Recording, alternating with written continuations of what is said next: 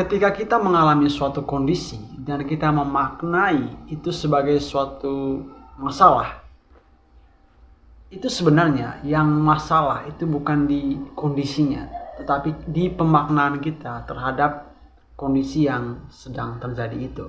Pemaknaan itu muncul dari mana? Dari pengalaman masa kecil, dari doktrin orang tua, dari lingkungan sekitar kita yang kita saksikan sejak kita masih kecil, yang memaknai suatu keadaan itu dengan pemahaman-pemahaman tertentu gitu. Maka itu akan terus terendap di alam bawah sadar kita yang menjadikannya sebagai belief kita, gitu. Kepercayaan kita bahwa kalau aku mengalami suatu kondisi yang seperti ini, maka maknanya seperti ini. Tapi kalau misalnya sejak dahulu kala tidak ada pemaknaan terhadap kondisi apapun yang sedang terjadi di kehidupan kita, maka tidak ada yang namanya masalah.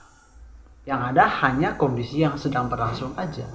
Terus yang menjadikannya berat lagi adalah ketika muncul perasaan-perasaan kayak marah, sedih, kecewa, atau apapun perasaan yang muncul karena kondisi itu yang kita maknai sebagai masalah, perasaan-perasaan yang muncul itu kita tolak, kita abaikan, atau kita pendam aja di alam bawah sadar kita. Itu yang membuat kita jadi stres, jadi kayak pusing, jadi tekanan batin karena kita mengabaikan atau memendam rasa-rasa itu. Padahal kalau kita terima perasaannya, misalnya muncul marah, kita terima aja, kita sadari aja, oh ada perasaan ini muncul ya, kita terima, kita akui. Atau ada perasaan-perasaan lain kayak sedih, kecewa, terus khawatir, risau, gelisah, bingung, itu perasaan itu yang muncul itu kita terima semuanya, kita akui bahwa mereka itu ada, ya kan? Karena itu juga merupakan cinta dari diri kita sendiri terhadap suatu kondisi yang sedang kita alami. Karena kita sudah dari kecil terlanjur memaknai kalau kita mengalami suatu kondisi yang seperti ini, maka perasaannya itu harus kayak gini. Nah, otomatis tubuh kita akan mengeluarkan perasaan-perasaan seperti itu, pikiran-pikiran yang mendukung kondisi itu menjadikannya suatu masalah. Oke? Nah, caranya sekarang supaya itu tidak terulang lagi di kehidupan kita yang selanjutnya, itu kita akui semua perasaan yang ada.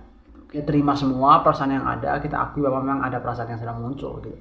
Nah, ketika perasaan itu kita akui, kita terima tanpa ada pelarian, misalnya kita marah, kecewa, sedih, kita diamin aja gitu, kita saksikan aja gitu, kita rasakan sedihnya, kalaupun nangis ya nangis aja gitu. Jangan melarikan diri untuk melakukan sesuatu supaya perasaannya terlupakan atau diabaikan, karena itu akan membuatnya terpendam di alam bawah sadar, sehingga perasaan yang terpendam itu akan membuat suatu realita baru di kemudian hari yang persis sama seperti yang kita alami saat ini. Karena apa yang kita rasakan ketika tidak kita lepaskan, itu akan membuat suatu realita baru di masa depan. Itu yang disebut dengan looping. Nah, di saat kita menyadari perasaan kita terima, kita akui bahwa memang perasaan itu semua ada, maka perasaan itu akan melembut dan akhirnya akan menghilang kembali ke dalam atau mencair kembali ke dalam lautan cinta tanpa batas.